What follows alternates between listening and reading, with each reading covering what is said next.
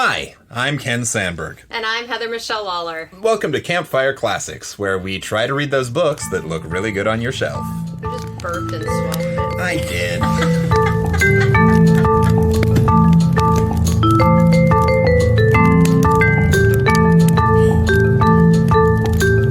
I know we ate Mexican food. We had Mexican food, and in fairness, I had just taken a sip of wine, like, right before I know. So. I watched it happen. I was like, I could let this slide, or I could let all of our listeners know that you burped and swallowed it, That so you I could was get through the having- tagline. That I was in moderate gastrointestinal distress. Well, to be fair, you were sacrificing what could have been a very satisfying burp to get through the tagline for our loyal listeners. I was, so you're welcome, loyal listeners. I'm gonna, before we continue, do that real quick, because I heard you kick that cord earlier, and it made a horrifying sound. Oh. That's what happens when we record from our bed. Yep. So I went down a Wikipedia rabbit hole a couple of days ago. Yes, you did. But this was a weird one. So I went down a Wikipedia rabbit hole that began with me reading a couple of articles on the sexist history of pockets in clothing. Wait, you didn't even tell me about this. No, I didn't. This is new.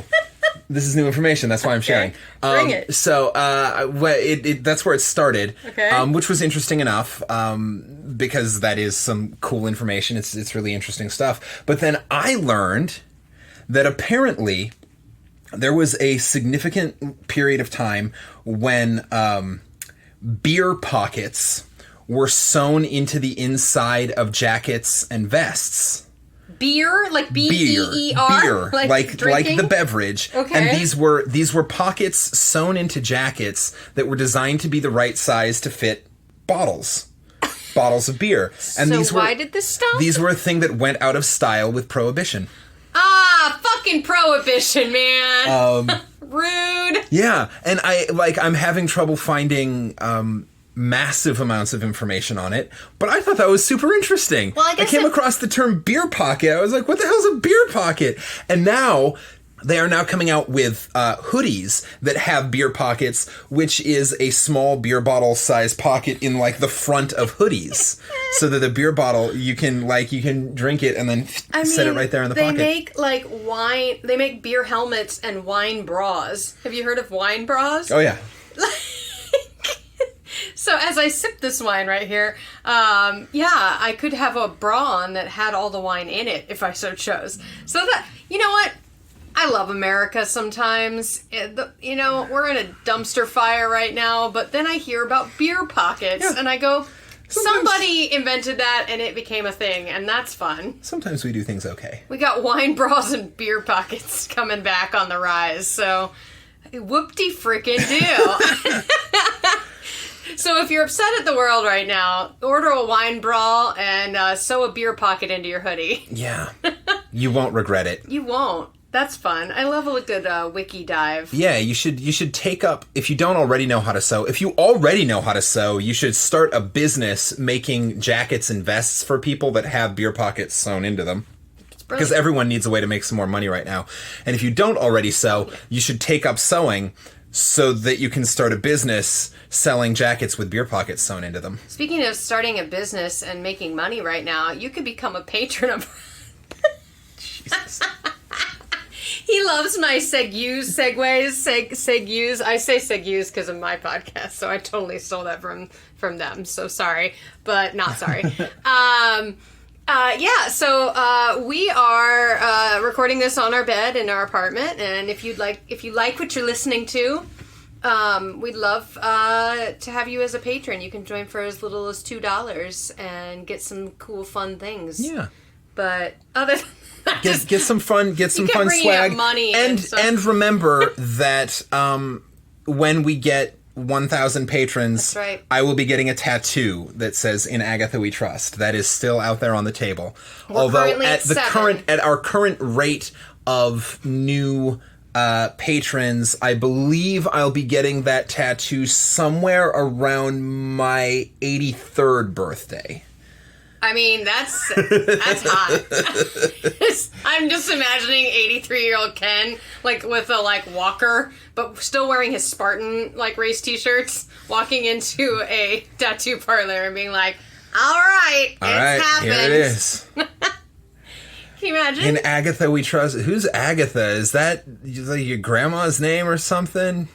Don't ask questions, young man. Give me my tattoo. And then I hit him with my walker. Yep. And then because that's 50 years in the future, the tattoo is essentially screen printed on. Oh, yeah. Like, tattoos are going to be, I can't even imagine. Like, I love tattoos, I have two, and I would have more if they were easier and less expensive. So, yeah, that's great. But yeah, become a patron if you want. Go to patreon.com/5050 Arts Production, which is the company that hosts our podcast that we also run. So, if you're new, hi. So, because every episode of Campfire Classics is bound to be somebody's first episode of Campfire Always. Classics. Welcome. Welcome to our new listener. I'm going to guess at this point, maybe there's one person who is listening to this as their first episode. Howdy. So, hi to I'm Heather. you. Thank you so much for joining us. What we do here is read stories from classic authors and make fun of how antiquated the language is, and sometimes comment on the misogyny and racism innate in old writings. But, like, we're funny about it. Well, part of the funny comes from the fact that but you not don't... terrible, like I just made it sound. Part of the funny, let's be honest, comes from the fact that neither one of us knows what story we're about to read. So we don't prepare, and therefore we don't know what's going to happen. So you are coming along on the journey with us. And if we do encounter said old language and or offensive language, we deal with it as it comes. So yep. Welcome to our campfire journey. So what am I reading today? All right. So it's happening. So speaking of what we do, let's do it. So I'm getting to pick a story for Ken today, and Ken recently reached out on a couple of Facebook groups because we have yet to have many. We've actually had a couple listeners suggest, like Lauren and Craig, and O. Henry was... Lorna. So, love them. We love when people make suggestions, because then we get to learn and, like, expand our knowledge. So, Ken did a couple posts on, like, literature Facebook groups. Some snooty literary groups. And by snooty, I mean they have hilarious memes and stuff on them, so... But then they also know their literature.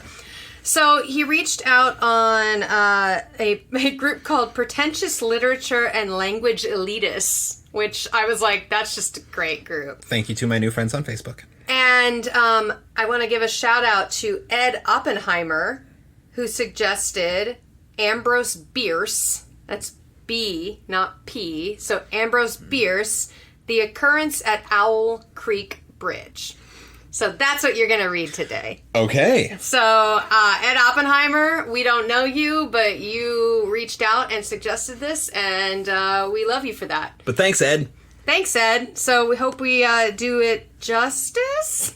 So, a little bit of Ambrose Gwinnett Bierce. Gwinnett, yes. First of all, he has a glorious mustache. Excellent. I opened the Wikipedia page and I was like, okay, well... First thing you see is a mustache. I saw a glorious mustache and I went, well, there it is. He was born June 24th, 1842. And they don't quite know when he died. We'll get to that. Is he a vampire? Is he still alive? He's behind you right now. Ah! I'm sorry, I'm sure I just made the mic clip real hard. Hey, I mean, if you did it, not me, that's a first. All right, so he was an American short story writer, journalist, poet, and Civil War veteran for the Union soldiers.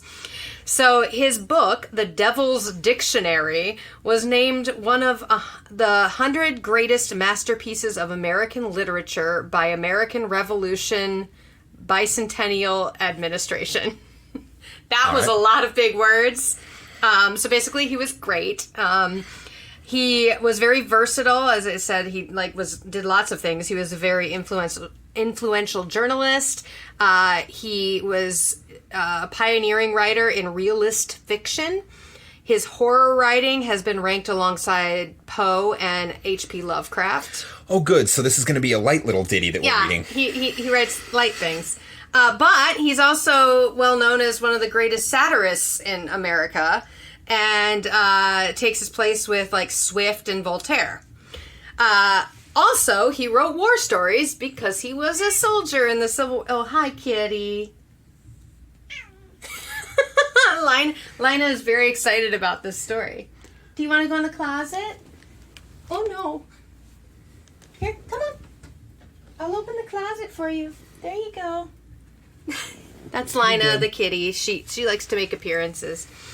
Let's see. Yes, so he wrote about the Civil War quite a bit.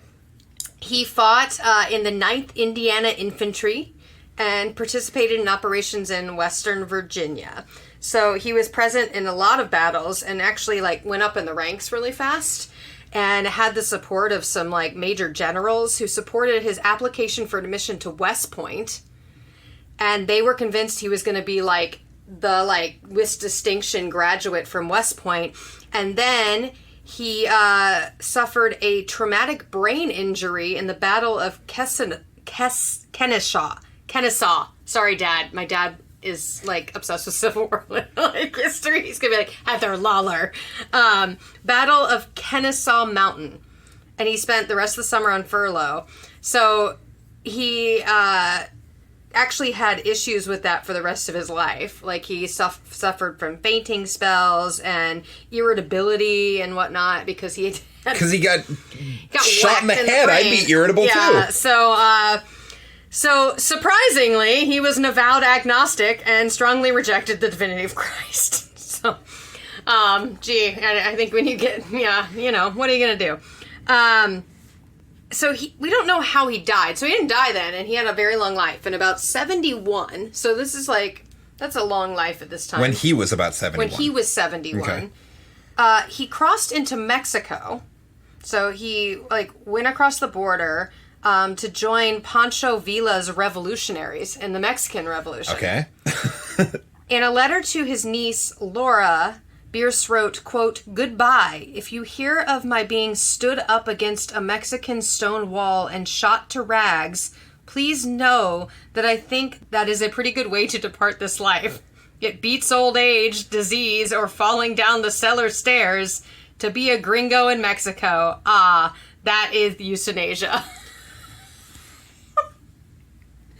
Well, at least he had a sense of humor about it. Yeah, he did. And he was like, you know what? I fought in one war. I'm going to go fight another one and try and help people out. Going to go fight alongside Pancho Villa. So wait, did he fight with or against Pancho Villa during the Revolution?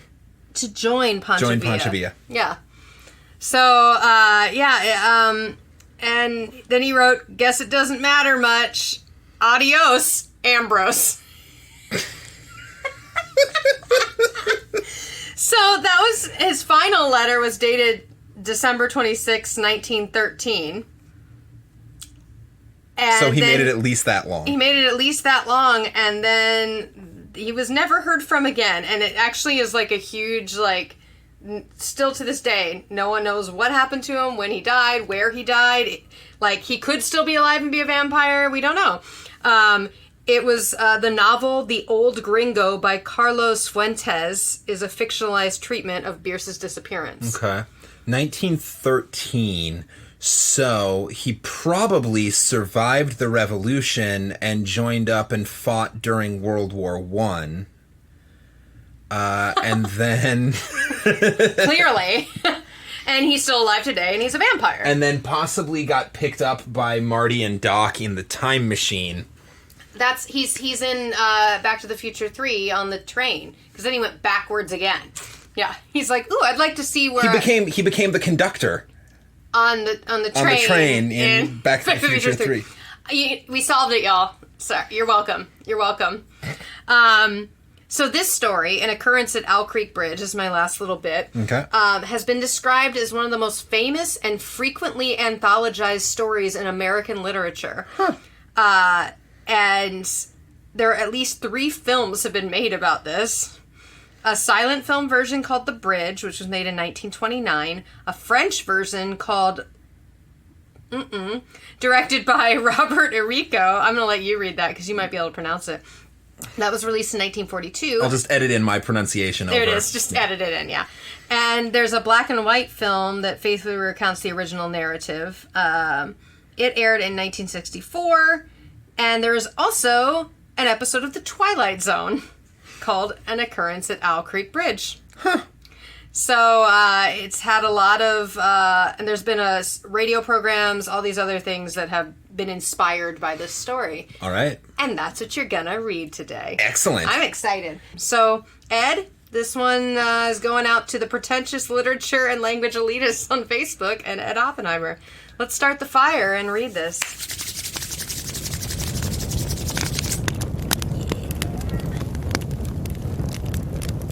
An Occurrence at Owl Creek Bridge by Ambrose Bierce. A man stood upon a railroad bridge in northern Alabama, looking down into the swift water 20 feet below. The man's hands were behind his back, the wrists bound with a cord. A rope closely encircled his neck. It was attached to a stout cross timber above his head, and the slack fell to the level of his knees. Oh, what? They gonna hang him? That's what it seems like. Okay, first of all, the first person I envisioned, like, standing over a bridge, like, thinking they're gonna dive in is Harrison Ford. I don't know why. Like, all right. I've already cast Harrison Ford in this. Like, maybe it's because I saw The Fugitive as a kid, like, and now I'm imagining... Like, have you seen that? Yeah. Yeah, he jumps off a bridge at one point into like the river. So that was a way back. That was a hell of a leap. That was a hell of a connection. I thank you, Harrison Ford, for having such an effect on my life. All right. Okay, continue. Some loose boards laid upon the sleepers supporting the metals of the railway supplied a footing for him and his executioners. Oh, man. 2 private soldiers of the Federal Army, directed by a sergeant who in civil life may have been a deputy sheriff. Oh, good. At a short remove upon the same temporary platform was an officer in the uniform of his rank, armed. He was a captain. A sentinel at each end of the bridge stood with his rifle in the position known as support, that is to say, vertical in front of the left shoulder, the hammer resting on the forearm thrown straight across the chest. A formal and unnatural position, enforcing an erect carriage of the body. It's not an ejaculate. Come on. You're a 12-year-old. I am a 12-year-old, and I'm trying. This story has started out very dark and like menacing, and you said the word erect, and I got like it was uncomfortable, and it made them erect as they stood on this bridge. So I don't know what these weird soldiers are into. I mean, you love it. God, give me strength. It did not appear to be the duty of these two... Duty. It did not appear to be the duty of these 2 men... Does it make it better or worse with a liquid U? Duty. I think it makes it worse. It's like duty. It did not appear to be the job of these 2 men to know what was occurring at the center of the bridge. They merely blockaded the 2 ends of the foot planking that traversed it. Beyond one of the sentinels, nobody was in sight. The railroad ran straight away into the forest for 100 yards, then, curving, was lost to view. Doubtless there was an outpost farther along. The other bank of the stream was open ground, a gentle acclivity. Look up acclivity. Acclivity? A gentle acclivity, topped with a stockade of vertical tree trunks. Give it to me, spell it. ACCLIVITY, acclivity. Acclivity. An upward slope. That's it. It's a hill. Yeah, it's Don't a be hill. a dick, just call it a hill. The other... It is early 17th century, from Latin acclivitas. Yeah. The other bank of the stream was open ground, a gentle acclivity topped with a stockade of vertical tree trunks loopholed for rifles, with a single embrasure through which protruded the muzzle of a brass cannon commanding the bridge. So this is a fortification. Yeah. Midway of the slope between the bridge and fort were the spectators, a single company of infantry in line at parade rest, the butts of their rifles on the ground, the barrels... Oh, this one's gonna be rough, isn't it? I'm sorry. Again, it seems... It's the tension. It's very intense, and you keep saying words that make me think of other things. Then I have to giggle, because I'm trying to relieve the tension. Let's enjoy the tension. Go for it. The barrels inclining slightly backward against the right shoulder, the hands crossed upon the stock.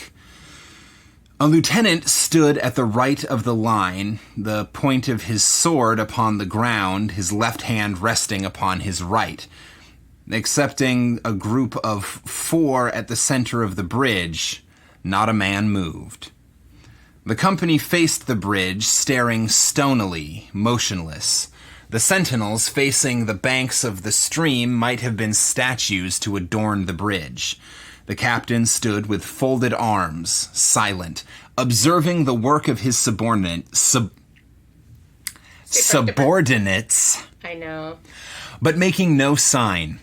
Death is a dignitary who, when he comes announced, is to be received with formal manifestations of respect, even by those most familiar with him.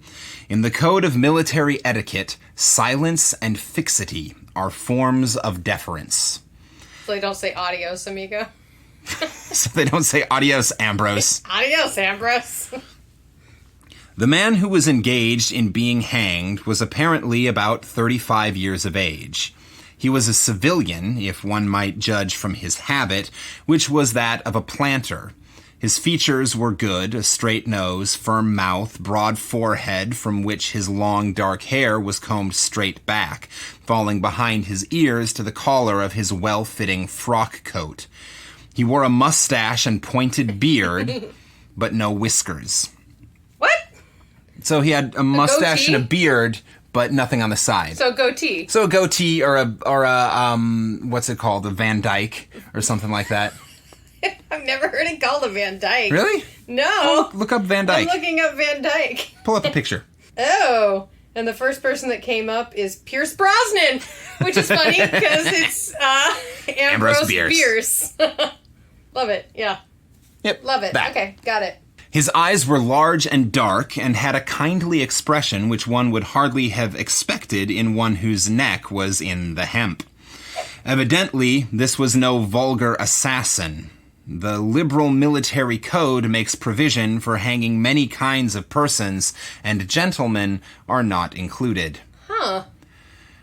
The preparations being complete, the 2 private soldiers stepped aside and each drew away the plank upon which he had been standing. The sergeant turned to the captain, saluted, and placed himself immediately behind that officer who in turn moved apart 1 pace. These movements left the condemned man and the sergeant standing on the 2 ends of the same plank which spanned 3 of the cross ties of the bridge. The end upon which the civilian stood almost, but not quite, reached a 4th. This plank had been held in place by the weight of the captain. It was now held by that of the sergeant. At a signal from the former, the latter would step aside, the plank would tilt, and the condemned man would go down between 2 ties. The arrangement commended itself to his judgment as simple and effective. His face had not been covered, nor his eyes bandaged. He looked a moment at his unsteadfast footing, then let his gaze wander to the swirling water of the stream racing madly beneath his feet. A piece of dancing driftwood caught his attention, and his eyes followed it down the current. How slowly it appeared to move. What a sluggish stream. God, what a lame river to be hung above. Gosh. He closed his eyes in order to fix his last thoughts upon his wife and children. Aww. The water touched to gold by the early sun, the brooding mists under the banks at some distance down the stream, the fort, the soldiers, the piece of drift, all had distracted him. And now he became conscious of a new disturbance. Striking through the thought of his dear ones was a sound which he could neither ignore nor understand. A sharp, distinct, metallic percussion, like the stroke of a blacksmith's hammer upon the anvil. It had the same ringing quality. He wondered what it was, and whether immeasurably distant or nearby. It seemed both. Its recurrence was regular, but as slow as the tolling of a death knell. He awaited each new stroke with impatience, and, he knew not why, apprehension. Is it an owl? Is this a Twin Peaks episode? A metallic owl? The metallic owls... owl at Owl Creek. The owls aren't really owls. I mean, beware the owls. Are they really owls in that? We never found out. We still have to watch the movie. We still have to figure out. This does sound like something David Lynch would film. I don't know. I wonder if he's responsible for one of the movie versions. David Lynch? If you're listening. I'm 35. Cast us. Its recurrence was regular, but as slow as the tolling of a death knell. He awaited each new stroke with, I already read this. Yeah, you did. The intervals of silence grew progressively longer. The delays became maddening. With their greater infrequency, the sounds increased in strength and sharpness. They hurt his ears like the thrust of a knife. He feared he would shriek. What he heard was the ticking of his watch. Oh, it's Captain Hook. He unclosed his eyes and saw again the water below him. If I could free my hands, he thought, I might throw off the noose and spring into the stream. By diving, I could evade the bullets, then swimming vigorously reach the bank, take to the woods, and get away home. My home, thank God, is as yet outside their lines. My wife and little ones are still beyond the invaders' farthest advance. As these thoughts, which have here been set down in words, were flashed into the doomed man's brain rather than evolved from it, the captain nodded to the sergeant. The sergeant stepped aside. Peyton Farquhar was a well-to-do planter of an old and highly respected Alabama family. Oh, now we get the backstory. Being a slave owner, and like other slave owners, a politician, he was naturally an original secessionist and ardently devoted to the Southern cause. That's the guy who they're gonna hang? Presumably. Sweet, hang him. Story done. Sorry. I was all like, oh, this poor guy. Yeah, fuck this guy. Fucking slave owner secessionist? Nah, fuck him. Yeah. Circumstances of an imperious nature, which it is unnecessary to relate here, had prevented him from taking service with the gallant army which had fought the disastrous campaigns ending with the fall of Corinth, and he chafed under the inglorious restraint, longing for the release of his energies, the larger life of the soldier, the opportunity for distinction.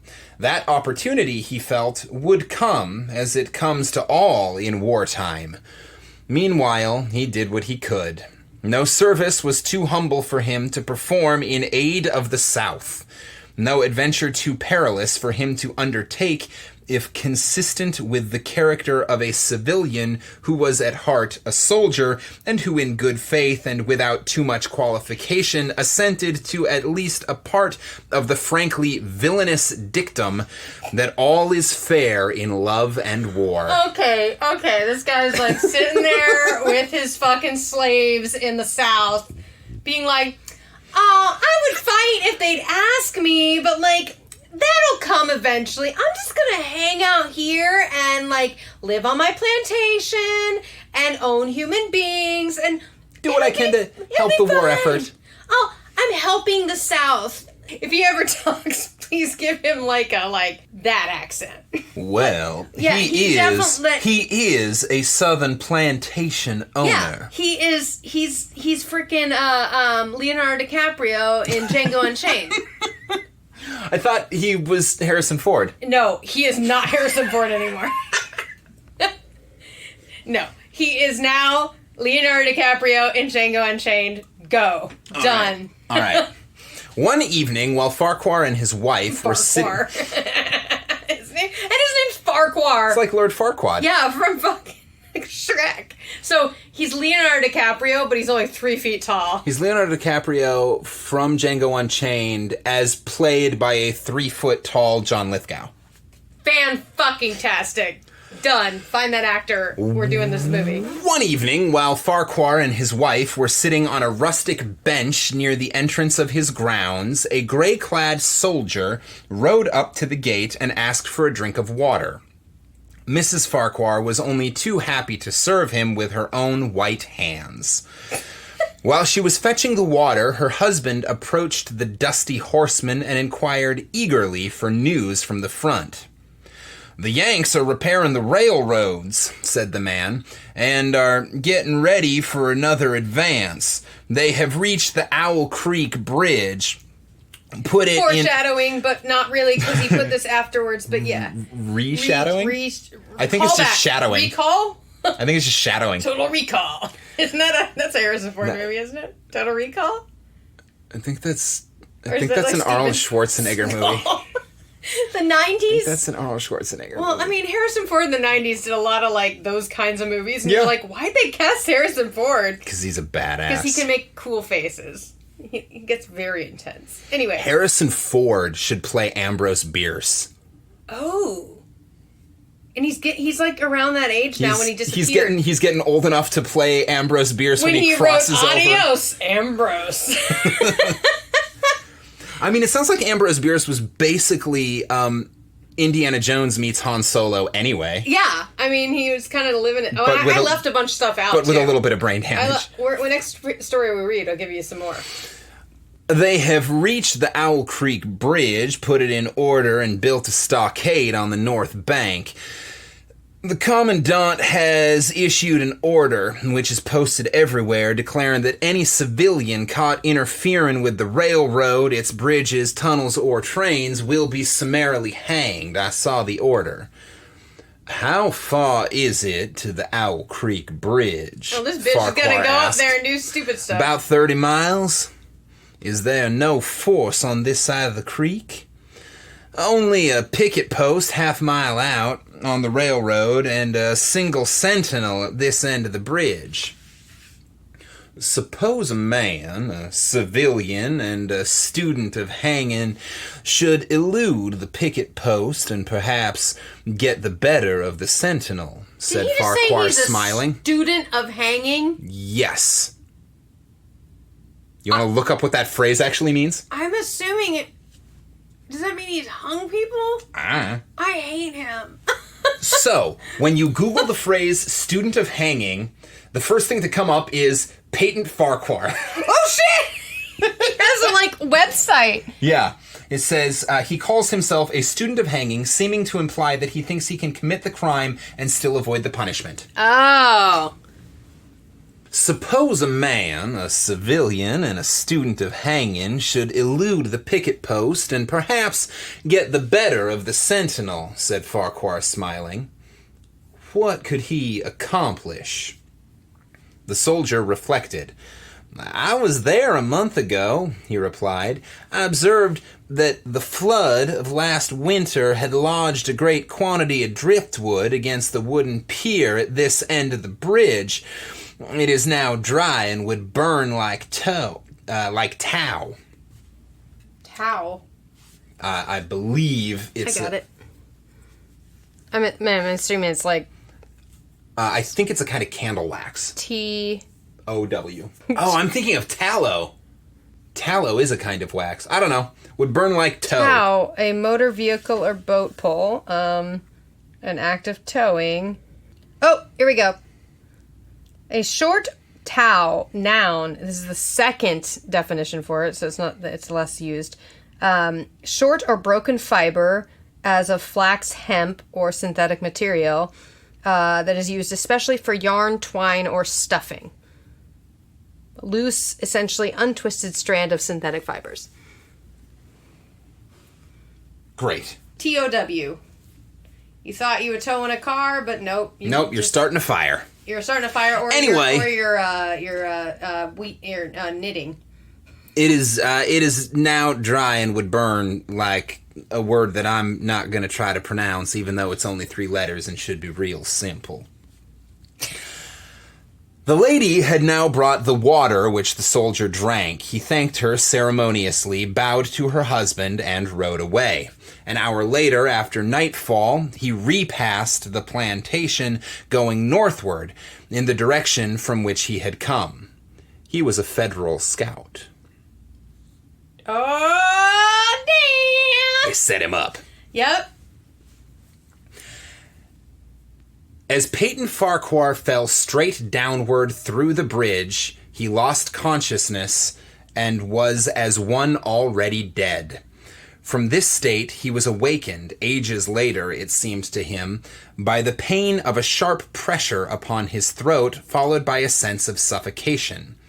Keen, poignant agonies seemed to shoot from his neck downward through every fiber of his body and limbs. These pains appeared to flash along well-defined lines of ramification and to beat with an inconceivably rapid periodicity.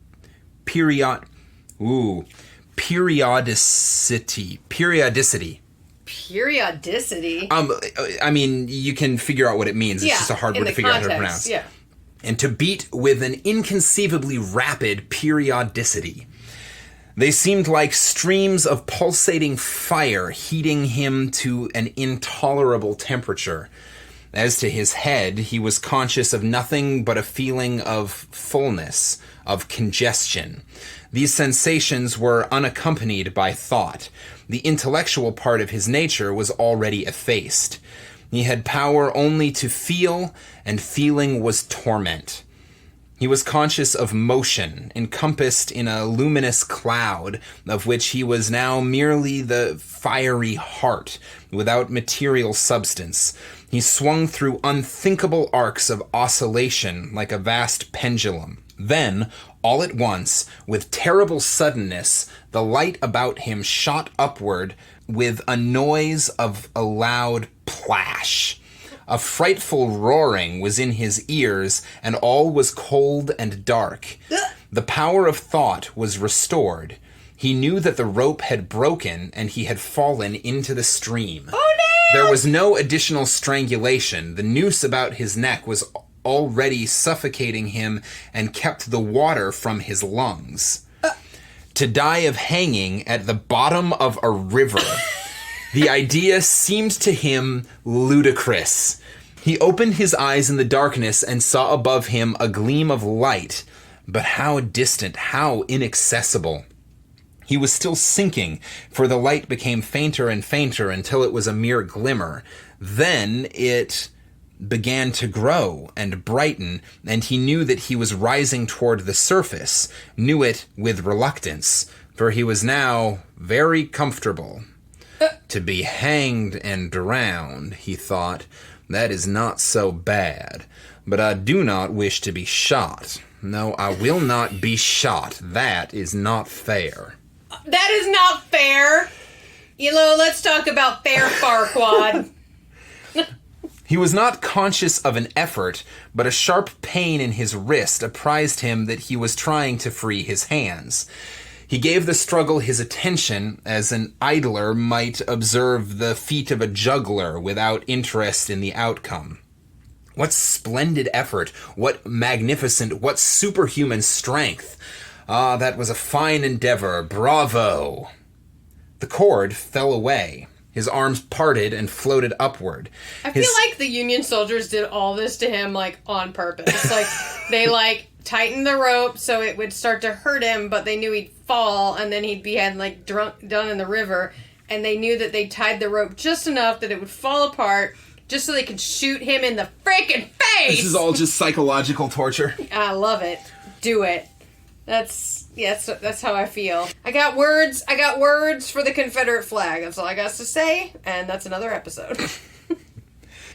He watched them with a new interest as first one, then the other pounced upon the noose at his neck. They tore it away and thrust it fiercely aside, its undulations resembling those of a water snake. Put it back, put it back. He thought he shouted these words to his hands, for the undoing of the noose had been succeeded by the direst pang that he had yet experienced. His neck ached horribly. His brain was on fire. His heart, which had been fluttering faintly, gave a great leap, trying to force itself out at his mouth. His whole body was racked and wrenched with an insupportable anguish. But his disobedient hands gave no heed to the command. They beat the water vigorously with quick downward strokes, forcing him to the surface. He felt his head emerge. His eyes were blinded by the sunlight. His chest expanded convulsively, and with a supreme and crowning agony, his lungs engulfed a great draught of air, which instantly he expelled in a shriek. Whew! He was now in full possession of his physical senses. They were indeed preternaturally keen and alert. Preternaturally. It's like predator, like preternaturally. Love that word. Beyond what is normal or natural. All right. Something in the awful disturbance of his organic system had so exalted and refined them that they made record of things never before perceived, his senses. Mm-hmm.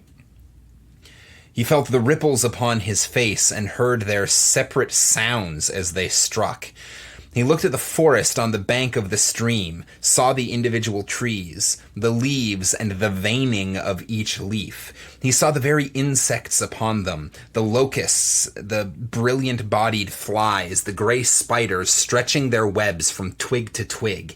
He noted the prismatic colors in all the dewdrops upon a million blades of grass. Is he on LSD? It's like natural... Well, I mean... There was, like, those experiments that, like, if you, like, get close to death, there's a chemical that's released in you, like, before you die.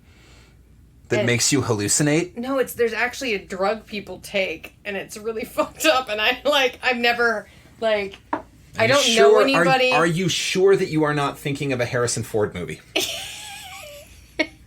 Harrison, have you done this movie? There's a drug. No, it's like drug that is the chemical DMT. It's called DMT. Yeah. A DMT trip feels like you're dying. On the list of drugs I want to take, one that makes me feel like I'm dying is not on the list. I saw like a fucking like documentary about it, and I was like, why would anybody do that? No, thank you. I'm like, no, thank you. No. But yeah, no, I'm like, so he's basically on actual, like, because he had all these almost death, so he's probably got all that adrenaline going through. The humming of the gnats that danced above the eddies of the stream, the beating of the dragonfly's wings, the strokes of the water spider's legs like oars which had lifted their boat, all these made audible music. A fish slid along beneath his eyes, and he heard the rush of its body parting the water. He had come to the surface, facing down the stream. In a moment, the visible world seemed to wheel slowly round, himself the pivotal point, and he saw the bridge, the fort, the soldiers upon the bridge, the captain, the sergeant, the two privates, his executioners. They were in silhouette against the blue sky. They shouted and gesticulated, pointing at him. The captain had drawn his pistol, but did not fire. The others were unarmed. Their movements were grotesque and horrible, their forms gigantic. Suddenly, he heard a sharp report, and something struck the water smartly within a few inches of his head, spattering his face with spray. He heard a second report, and saw one of the sentinels with his rifle at his shoulder, a light cloud of blue smoke rising from the muzzle. The man in the water saw the eye of the man on the bridge gazing into his own through the sights of the rifle. Oh, damn! He observed that it was a gray eye, and remembered having read that gray eyes were keenest, and that all famous marksmen had them.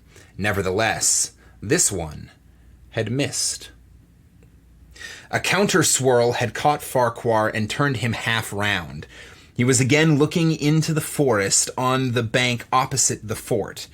The sound of a clear, high voice in a monotonous sing-song now rang out behind him and came across the water with a distinctness that pierced and subdued all other sounds, even the beating of the ripples in his ears. Although no soldier, he had frequented camps enough to know the dread significance of that deliberate, drawling, aspirated chant. The lieutenant on shore was taking a part in the morning's work. How coldly and pitilessly, with what an even calm intonation presaging and enforcing tranquility in the men, with what accurately measured interval fell those cruel words. "Attention, company! Shoulder arms! Oh, damn! Ready! Aim! Fire!" Farquhar dived as deeply as he could. The water roared in his ears like the voice of Niagara, yet he heard the dulled thunder of the volley, and rising again toward the surface met shining bits of metal, singularly flattened, oscillating slowly downward. Some of them touched him on the face and hands, then fell away, continuing their descent. One lodged between his collar and neck. It was uncomfortably warm, and he snatched it out. As he rose to the surface, gasping for breath, he saw that he had been a long time underwater. He was perceptibly further downstream, nearer to safety. The soldiers had almost finished reloading. The metal ramrods flashed all at once in the sunshine as they were drawn from the barrels, turned in the air, and thrust into their sockets. The two sentinels fired again, independently and ineffectually. The hunted man saw all this over his shoulder. He was now swimming vigorously with the current. His brain was as energetic as his arms and legs. He thought with the rapidity of lightning. "The officer," he reasoned, "will not make that Martinez error a second time. It is as easy to dodge a volley as a single shot. He has probably already given the command to fire at will. God help me, I cannot dodge them all." An appalling plash within 2 yards of him was followed by a loud rushing sound diminuendo, which seemed to travel back through the air to the fort and died in an explosion which stirred the very river to its deeps. A rising sheet of water curved over him, fell down upon him, blinded him, strangled him. The cannon had taken a hand in the game. Oh, shit! Yeah, they got all hands on deck now. Here comes the boom boom. They're just trying to sink him now. Yeah. As he shook his head free from the commotion of the smitten water, he heard the deflected shot humming through the air ahead, and in an instant it was cracking and smashing the branches in the forest beyond. They will not do that again, he thought. The next time, they will use a charge of grape. I must keep my eye upon the gun. The smoke will apprise me. The report arrives too late. It lags behind the missile. That is a good gun. Suddenly, he felt himself whirled round and round, spinning like a top. The water, the banks, the forest, the now distant bridge, fort, and men, all were commingled and blurred. Objects were represented by their colors only, circular horizontal streaks of color. That was all he saw. He had been caught in a vortex and was being whirled on with a velocity of advance and gyration that made him giddy and sick. Sometimes gyration makes you giddy and sick at the same time. Hopefully it doesn't make you sick. If your gyrations are making you sick, there's probably something else going on. Sometimes, like, it's like the nerves, and, like, you gyrate. I don't know. Keep going. Is he gonna die? He's gonna die. In a few moments, he was flung upon the gravel at the foot of the left bank of the stream, the southern bank, and behind a projecting point which concealed him from his enemies. Uh-oh. The sudden arrest of his motion, the abrasion of one of his hands on the gravel, restored him, and he wept with delight. He dug his fingers into the sand, threw it over himself in handfuls, and audibly blessed it. Baby, you're not in the clear yet. Sweetheart. Leo. It's only gonna get worse. Come on, Sorry, Leo. my dude. Sorry, just because you're on the back of the boat when it sinks, you still got to get on that door. It's not going to happen. It looked like diamonds, rubies, emeralds. He could think of nothing beautiful which it did not resemble. The trees upon the bank were giant garden plants. He noted a definite order in their arrangement, inhaled the fragrance of their blooms.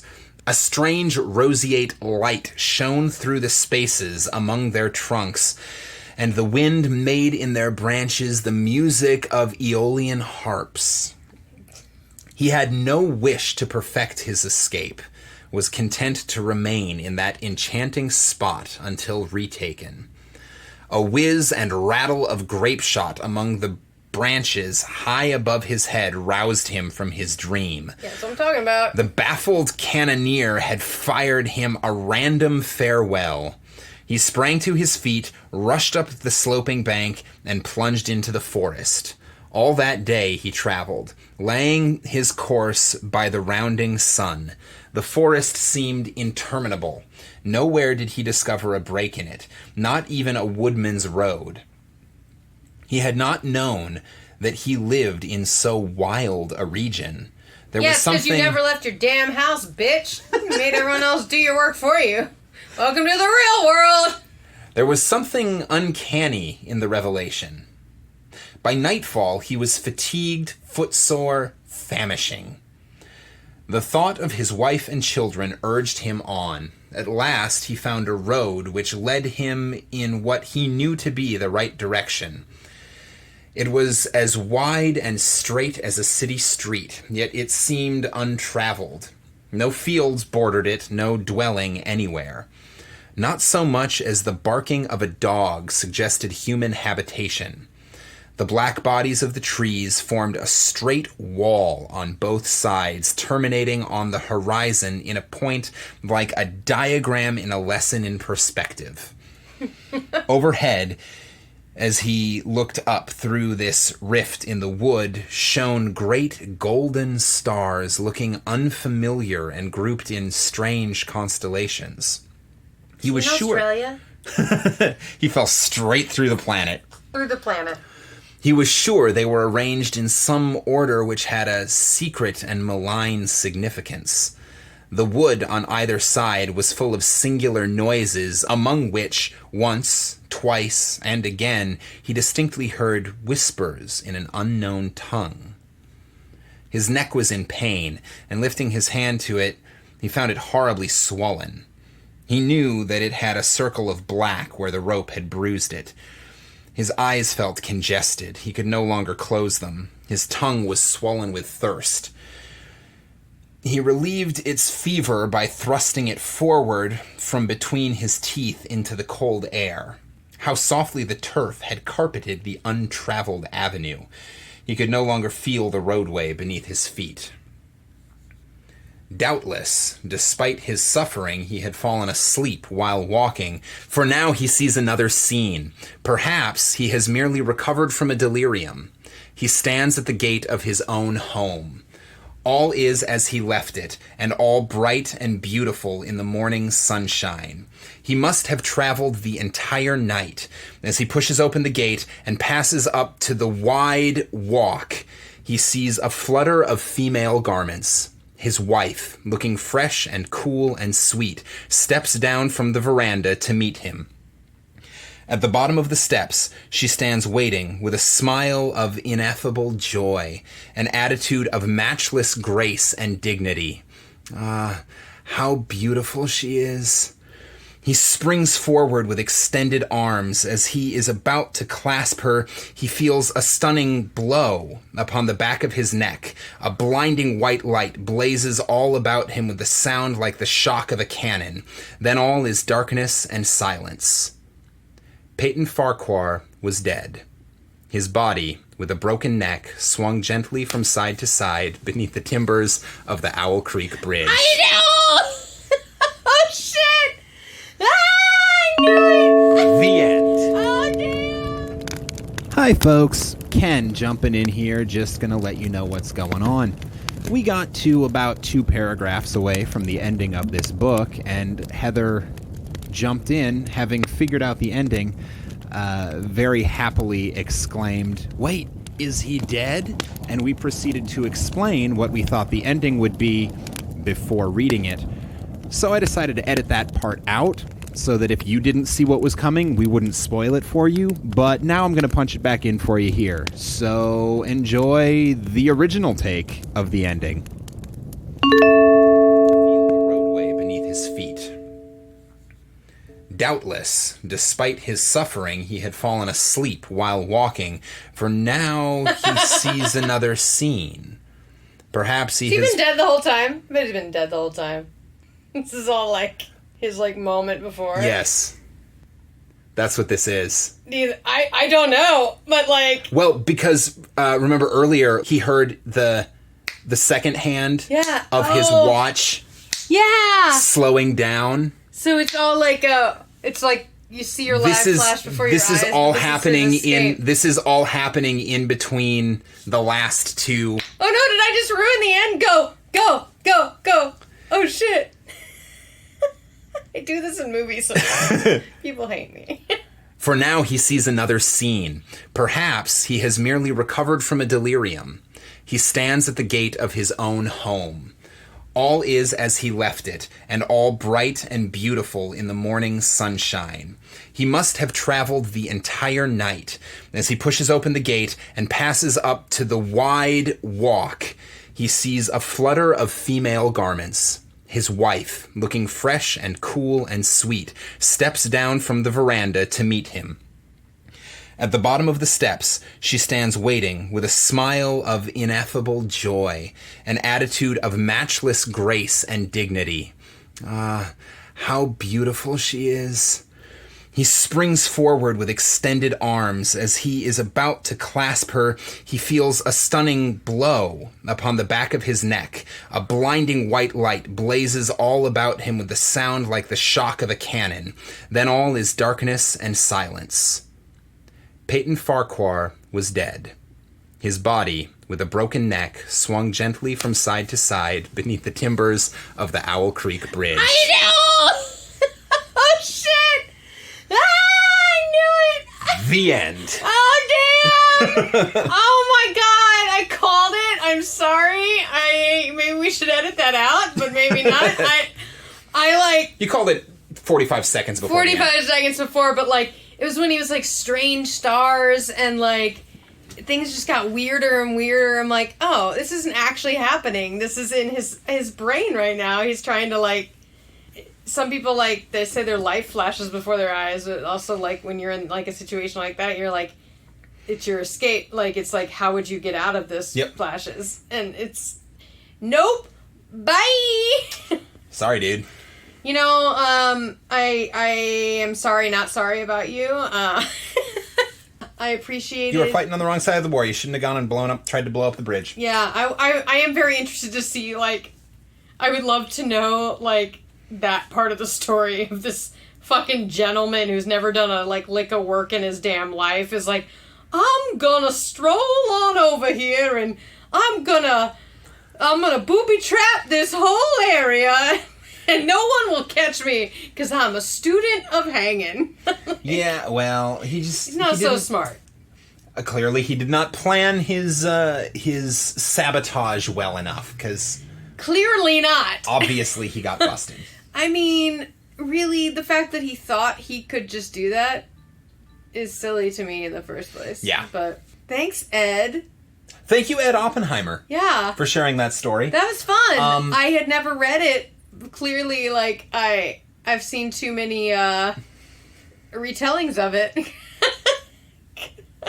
Well, and as we were going through it, I found myself thinking, I feel like I've never read the story. Yeah. I know I've never read the story, but I definitely found myself going, I feel like I kind of know where this is headed. And I imagine that's just because stories like this, they tend to, like, you pick them up through osmosis. Yeah. It's like, even if you've never seen, it's very much like even if you've never seen Star Wars. Or Titanic. Or... This one's never seen Titanic. Yeah, but you... Or like, whatever, like, you know what's... Like, you get a feel for what's going to happen. You know the hook. Because that storyline has been referenced so often. It's popular, like, it's what's the word? It's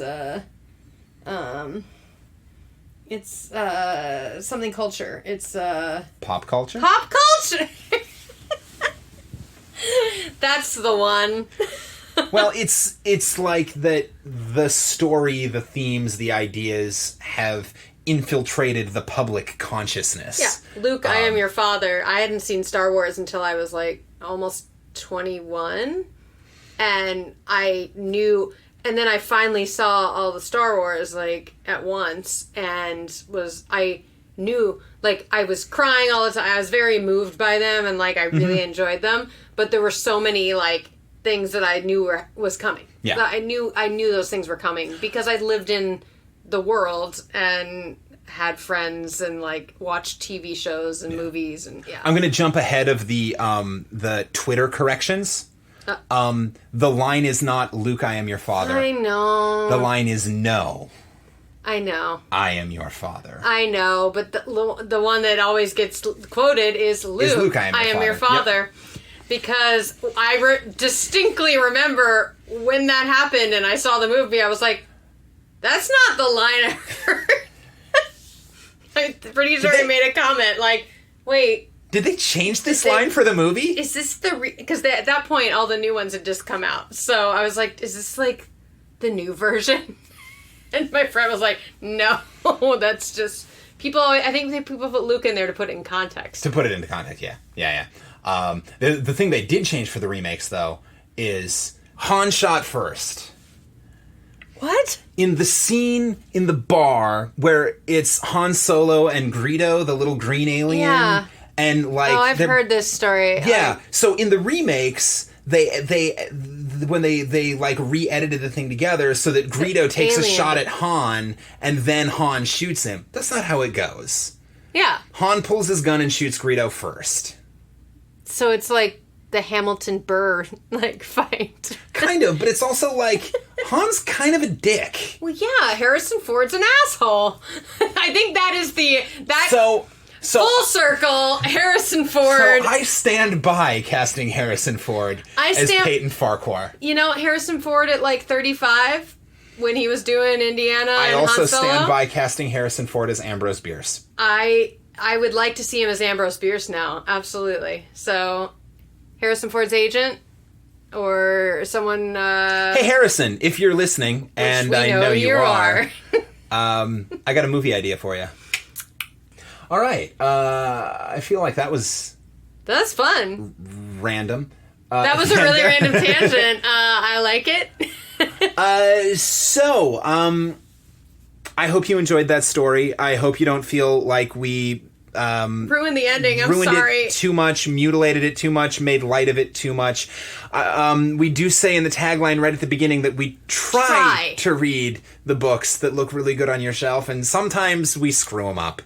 Sometimes we give away the ending even though we ourselves don't know the ending. So I hope you enjoyed that. If you did, share this with your friends.